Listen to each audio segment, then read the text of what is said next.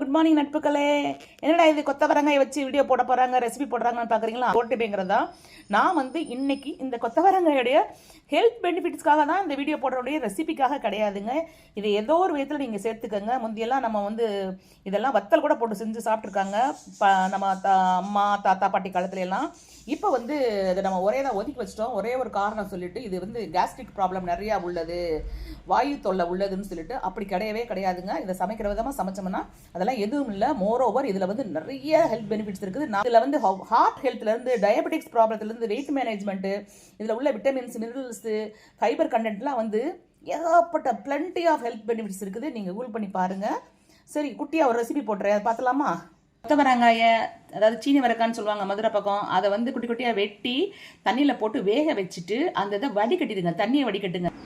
Stove on பண்ணிவிட்டு கடாய் வச்சு அதில் கொஞ்சம் ஆயில் போட்டுக்கோங்க. கடுகு உளுந்த பருப்பு, வரமிளகாங்க, அது பொரிஞ்ச பின்னாடியும் கொஞ்சம் கருவேப்பிலை, அப்புறம் பொடிச்சு வச்சுக்கிற வெங்காயம் வெட்டி வச்சுக்கிற வெங்காயம் போட்டுக்கோங்க. பாருங்க நட்புகளே, வெங்காயம் இந்த ஓரளவுக்கு வதங்கின பின்னாடியும் இந்த நம்ம வேக வச்சு வடிகட்டி வச்சுக்கிறோம் இல்லையா, அந்த கொத்தவரங்காயை போட்டுடலாங்க. கொத்தவரங்காய் ஒரு 2 பரட்டின பின்னாடியும் நம்ம எடுத்து வச்சுக்கிறோம் இல்லையா, மிளகாத்தூள், மஞ்சத்தூள், அது கூடயே கொஞ்சம் கல் உப்பு. காரமெல்லாம் உப்பு காரம் எல்லாம் உங்களுக்கு டேஸ்ட்டுக்கு எவ்வளவோ அது மாதிரி போட்டுக்கலாங்க. இந்த ஸ்டேஜில் போட்டுக்கோங்க. அதுக்கப்புறம் தான் முக்கியமான இன்க்ரீடியன்ஸுங்க. மிக்சியில் நான் கொஞ்சம் தேங்காய், கொஞ்சம் சோம்பு, ஒரு 7-8 பல்லு வெள்ளைப்பூண்டு போட்டு பொடிச்சு வச்சுக்கிறேன் நான்.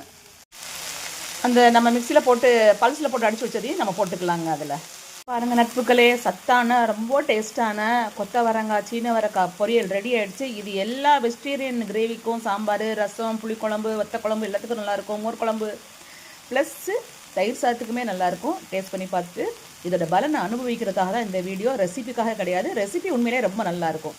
இதை ட்ரை பண்ணுங்கள், சாப்பிட்டு பாருங்கள். சப்ஸ்கிரைப் பண்ண மறந்துடாதீங்க. Thank you, bye, take care.